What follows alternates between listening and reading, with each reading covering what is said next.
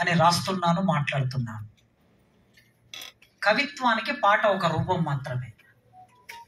నేను దీన్ని ఎందుకు అర్థం చేసుకుంటున్నానంటే, ఇట్లా పద్యం కవిత్వానికి ఒక రూపం, అట్లే వచన కవిత కవిత్వానికి ఒక రూపం, పాట కవిత్వానికి ఒక రూపం.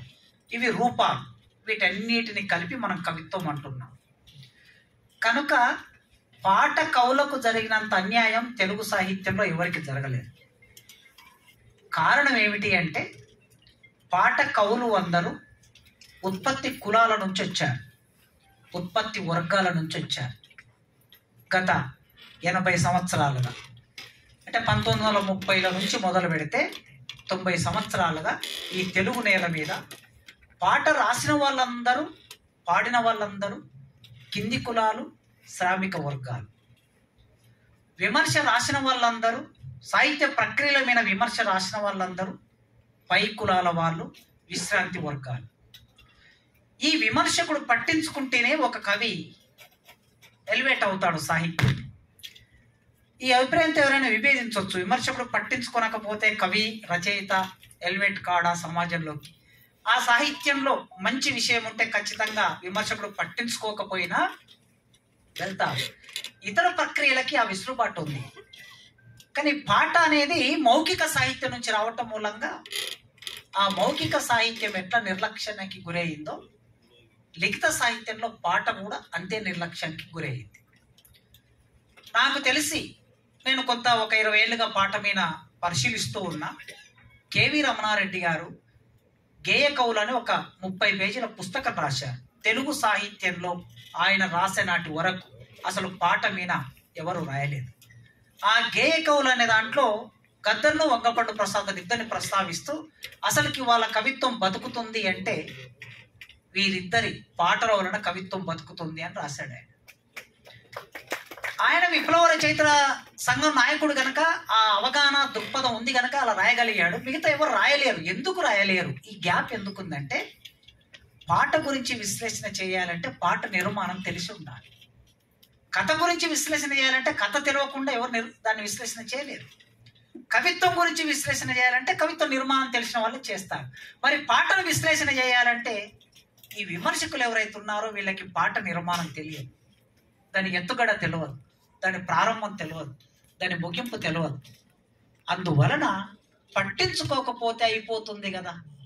మౌనము ఒక ప్రమాదము, మౌనం కూడా ఒక కుట్ర అనేది ఉంది. ఒక మాట, మౌనంగా ఉండటం కూడా ఒక కుట్ర. ఆ కుట్రలో భాగంగా పాట నిర్లక్ష్యానికి గురై తెలంగాణ ఉద్యమం వచ్చిన తర్వాత అనివార్యంగా ఎంతో కొంత పాట గురించి రాయాల్సిన అవసరం ఏర్పడి కొంతనైనా విమర్శ వచ్చింది. కానీ అంతకు మునుపు చాలా తక్కువ ఉన్నది. 1-2 పరిశోధనలు వచ్చాయి పాట మీద. ఇప్పుడు సంక్షిప్త అన్న చెప్తున్నట్లు ఇప్పటికైనా తెలంగాణ సమాజం ఆలోచన పరులు పూనుకొనకపోతే, పాట మీద ఎవరికి వాళ్ళగా విస్తృతంగా రాయకపోతే, మళ్ళీ పాట ఎంటర్టైన్మెంట్ చేసే ఆ ప్రక్రియ లాగానే మిగిలిపోయే ప్రమాదం ఉంది. కొన్ని వేల మంది పాటలు రాసే రచయితలు వచ్చారు.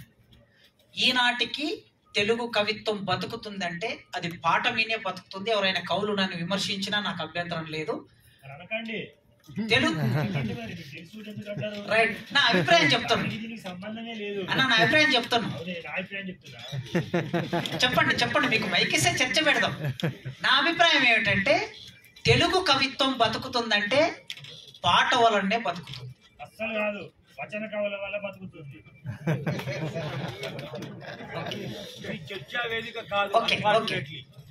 అయితే అలా ఉన్నటువంటి ఈ పాటని మనం నిలబెట్టవలసిన అవసరం ఉన్నది. ప్రత్యేకంగా నిలబెట్టవలసిన అవసరం లేదు. ఇన్ని పాటలు సమాజంలోకి వచ్చాయి కనుక అలా విని వదిలేయటం కాకుండా అది పాఠ్యాంశంలో భాగం కావాలి, అది మన నిత్య చర్చలో భాగం కావాలి. అలా అయినప్పుడే సాహిత్య ప్రక్రియగా దానికి ఒక స్థానం ఉంటుంది. ఎంతమంది పాటలు రాసేవాళ్ళు కవులుగా గొప్పవారుగా వారి చేత ఉపన్యాసాలు, వారిని కీర్తించటం, అవార్డులు ఇవ్వటం, ఇవన్నీ మనం చేస్తూ ఉంటాం, మనందరికీ తెలుసు. ఆ పుస్తకాల మీద విశ్లేషణలు. కానీ పాటల పుస్తకాల మీద ఎన్ని విశ్లేషణలు వచ్చాయి? గద్దర పాటలు, జనాట్య మండలి పాటలు, ప్రజానాట్య మండలి పాటలు, గోరటి వెంకన్న పాటలు, అందశ్రీ పాటలు, ఇలా చెబితే ఇది ఎంత మొదటి తరం. ఈ మొదటి తరం తర్వాత ఇంకా రెట్టింపుగా కొన్ని వేల మంది పాటల పుస్తకాలు వేశారు. కనుక ఎంటర్టైన్మెంట్ దగ్గరే ఆగిపోకుండా అది ఒక సాహిత్య ప్రక్రియగా, సాహిత్యంలో దాని స్థానం నిలబెట్టవలసిన బాధ్యత తెలంగాణ సమాజానికే ఉంది. వేరే సమాజాల్లో పాట మళ్ళీ ఇంత ఎక్కువగా లేదు, వేరే రాష్ట్రాల్లో కూడా లేదు. ఇది తెలంగాణ రాష్ట్రంలోనే, తెలంగాణ సమాజంలోనే ఈ అవకాశం ఉంది. ఇంకా పాట రాసే కవులు రోజు రోజుకు ఎక్కువగా వస్తూ ఉంటారు. Okay, thank you. తెలంగాణ ఉద్యమంలో